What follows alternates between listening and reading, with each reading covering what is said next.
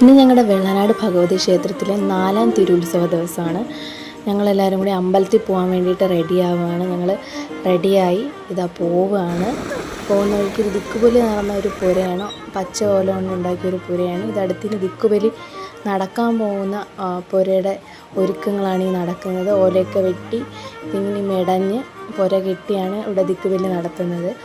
ഒരു കാര്യമായിട്ട് എന്തൊക്കെയോ ചർച്ച ചെയ്യുന്നുണ്ട്. ആ ചർച്ചയൊക്കെ കഴിഞ്ഞിട്ട് നമ്മൾ അമ്പലത്തിലോട്ട് പോകാൻ വേണ്ടി പോവുകയാണ്. ഇവിടെ തൊട്ട് ദീപാലങ്കാരമൊക്കെ തുടങ്ങി. അപ്പോൾ ഞാൻ വണ്ടി കുറച്ച് സ്ലോ ചെയ്യാൻ പറഞ്ഞു. മോന് നന്നായിട്ട് ഈ ലൈറ്റ് അറേഞ്ച്മെൻറ്റ്സൊക്കെ കാണുന്നതിന് വേണ്ടിയിട്ട് സ്ലോ ചെയ്ത് പോകാൻ വേണ്ടിയിട്ട് പറഞ്ഞു. അങ്ങനെ ഞങ്ങൾ പോവുകയാണ്. 2 സൈഡിലും നല്ല രീതിയിൽ ലൈറ്റൊക്കെ അറേഞ്ച് ചെയ്തിട്ടുണ്ട്. നല്ല ഭംഗിയുണ്ട് കാണാനായിട്ട്. അപ്പോൾ വളരെ സ്ലോ ആയിട്ടാണ് പോകുന്നത്, നന്നായിട്ട് കാണാൻ വേണ്ടിയിട്ട്.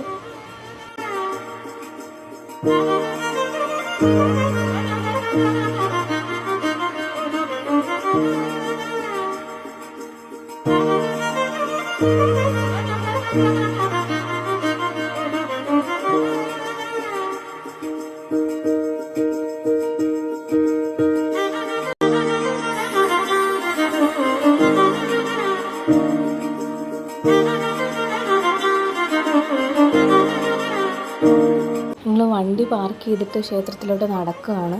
കുറച്ച് ദൂരെയാണ് പാർക്ക് ചെയ്തത്. നല്ല തിരക്കായതുകൊണ്ട് അവിടെ വണ്ടി പാർക്ക് ചെയ്യാനുള്ള സൗകര്യം ഉണ്ടായില്ല. കുറച്ച് അകലെ പാർക്ക് ചെയ്തിട്ട് അങ്ങോട്ടേക്ക് നടക്കുകയാണ്. നടന്ന വഴിക്കുള്ള കാഴ്ചകളാണ്. ക്ഷേത്രത്തിലൊക്കെ എത്തി ദർശനം കഴിഞ്ഞു. അത് കുറിയിടുന്നതായിട്ടൊക്കെ ആക്ട് ചെയ്യുകയാണ്.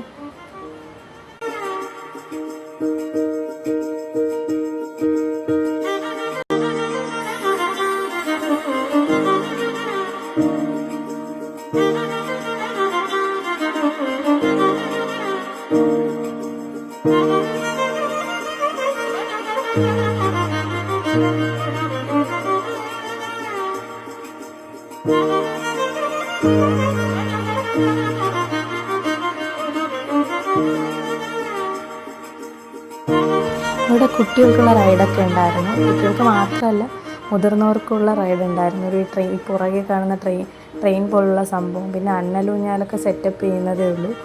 റൈഡിൽ കുട്ടികൾക്കുള്ള റൈഡ് 1-2 ഉണ്ട്. അതിലൊരെണ്ണത്തിൽ ആദുവിനെ കയറ്റിയിരുത്തി അവൻ ഭയങ്കര ഹാപ്പി ആയിട്ട് അത് എൻജോയ് ചെയ്യുകയാണ്.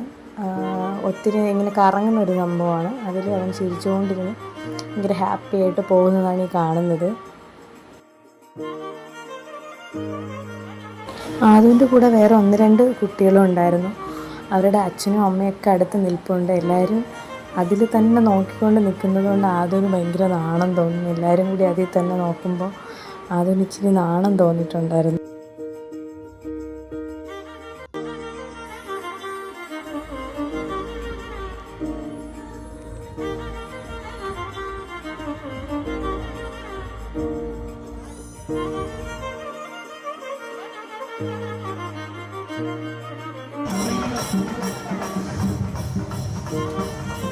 അവിടെ നിന്ന് പിന്നെ നമ്മൾ ജംഗ്ഷനിലോട്ട് വന്നപ്പോൾ അവിടെ വിളക്ക് കിട്ടുമെന്നാണ് ഞങ്ങളൊക്കെ പറയുന്നത്. പിന്നെ തേര് വിളക്കെന്നും പറയും.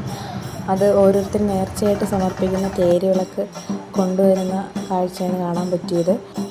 ചെണ്ടമേളത്തോടെ ആ നേർച്ച ചെയ്യുന്ന ആളുടെ വീട്ടിൽ നിന്ന് ക്ഷേത്രം വരെ കൊണ്ടുവരികയാണ് ചെയ്യുന്നത്.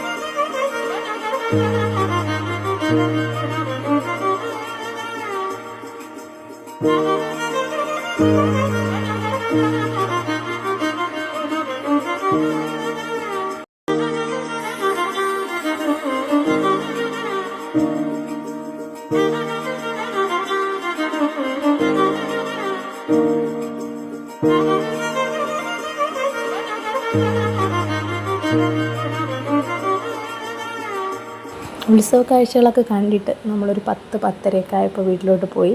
അടുത്ത വീഡിയോയിൽ കാണാം. Bye bye.